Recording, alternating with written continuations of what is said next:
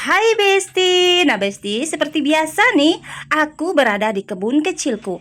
Kebun kecilku yang berada di pojok dapur. Nah Besti, ceritanya ini nih ada lahan secuil ini nih Besti ya.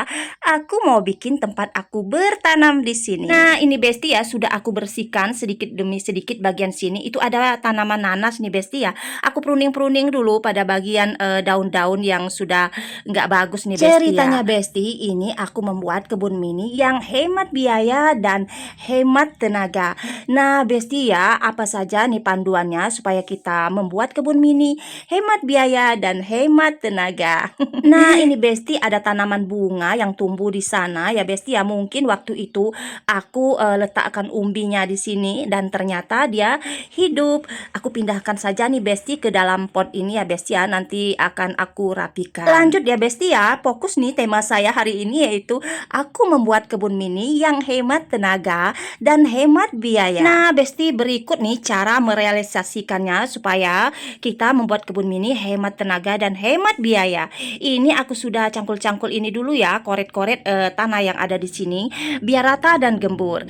Ini Besti, yang pertama yaitu aku sediakan dulu papan ya, bahan yang ada, papan atau kayu sisa yang gunanya untuk membatasi bedengan aku ini. Bisa juga Besti kita menggunakan sisa pipa PVC ataupun botol bekas. Pokoknya Besti, sisa-sisa yang bisa kita manfaatkan untuk berkebun. Nah itu untuk menghemat biaya. Sedangkan untuk menghemat tenaga, ini dia nih, kita gunakan tenaga palsu. Nah Besti ya, ini sekaligus untuk menghemat biaya dan menghemat tenaga. Karena kalau kita menggunakan tukang orang lain nih Besti ya, sudah pasti mengeluarkan biaya nih Besti ya. Dan jelas ini juga mengurangi tenaga aku nih Besti.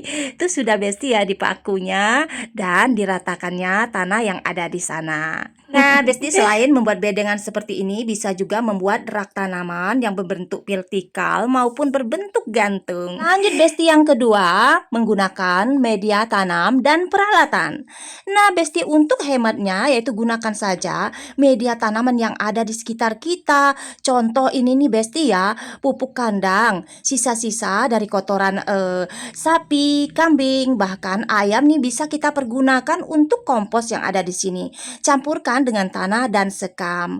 Kemudian untuk potnya jangan yang terlalu mahal ya Besti ya. Bisa kita gunakan seperti galon bekas, ember dan sebagainya. Nah Besti, aku lanjut ini, aku memberi tanah, media tanah pada tanaman bunga aku ini. Yang ketiga, sistem irigasi yang sederhana.